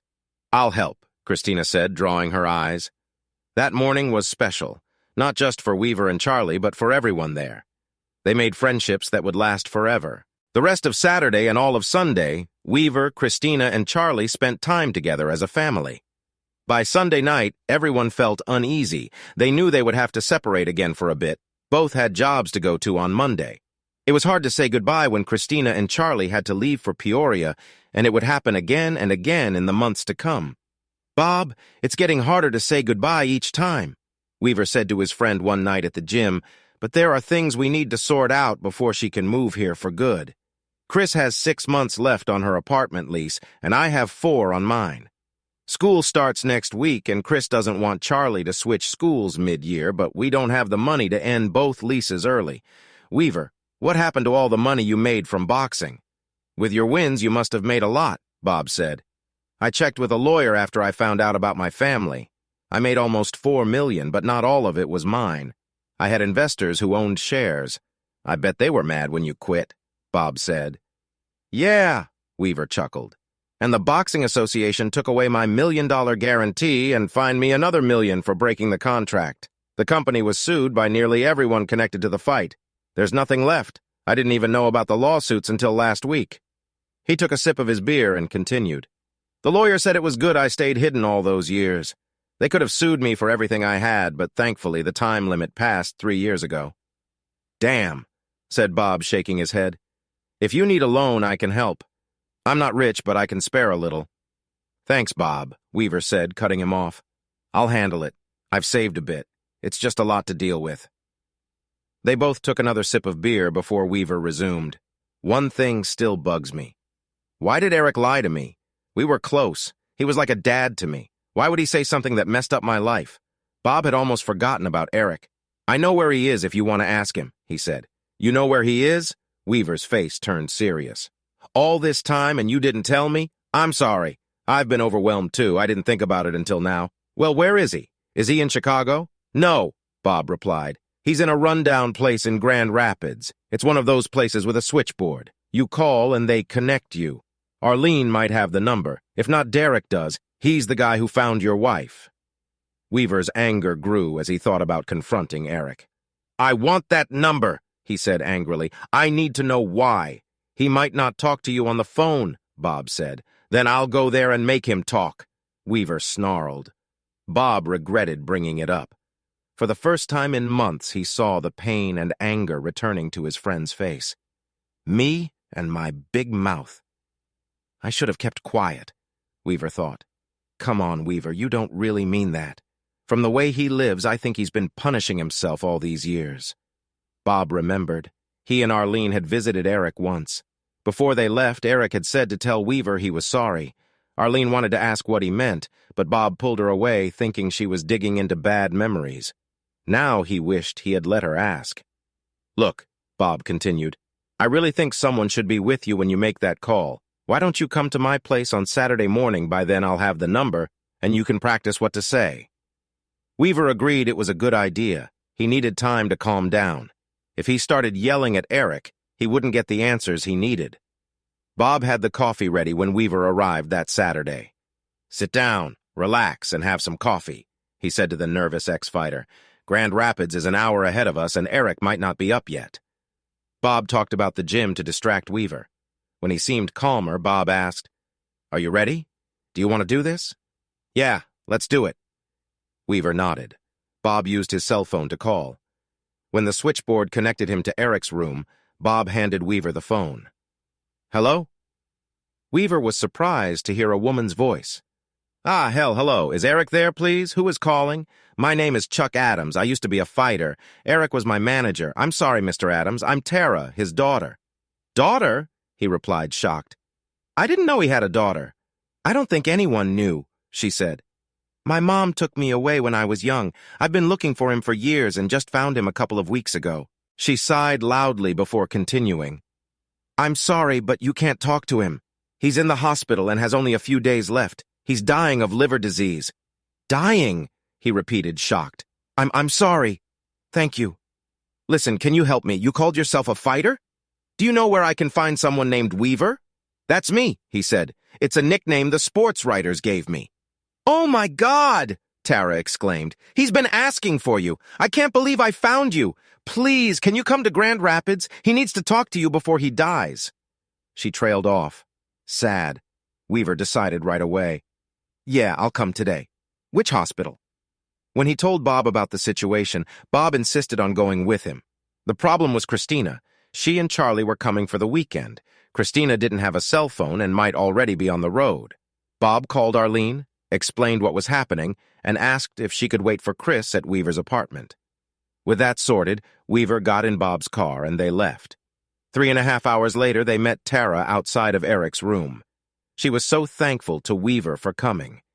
It's his dying wish, she told them both. Just last night he asked if I'd found you yet. Even though Bob wanted to hear what Eric and Weaver said, he knew they needed privacy. He invited Tara to lunch in the cafeteria. Eric's eyes were closed when Weaver entered. Eric, it's Weaver. Are you awake?" Eric opened his eyes and stared. "Weaver," he said in disbelief. "She found you." Weaver wasn't in the mood for chit-chat. "Why, Eric? Why did you lie to me about Chris running off with another man? Why would you do that?" Eric could hardly speak.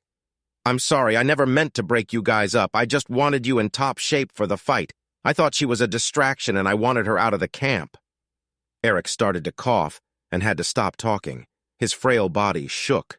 He reached for the water on the bed tray and took a few sips from a straw. "Why did you say she ran off with another man?" Weaver asked harshly. "Because you were going to go after her. I finally got her out of camp, and you were going to bring her right back. I had to think of something. I wanted you to focus on the fight. It was the first thing that came to mind. I knew you. There was no way you'd want her back if you thought she was cheating on you. He started coughing again and drank more water before continuing. "I knew you'd be angry, but I thought I could turn that into energy for the fight. I thought you'd take it out on the champ and win. After the fight, I was going to tell you I lied and that she was waiting for you. But you never gave me the chance. I never expected you to take off like that. At first, I wasn't worried. I thought you'd gone somewhere to calm down and would come back. But when you weren't there the next morning, I sent people out looking for you. When you didn't come back by afternoon, I called your apartment in Chicago, but got no answer." Eric started breathing hard and had to take another break. "Do you want more water?" Weaver asked. The weakened man shook his head no.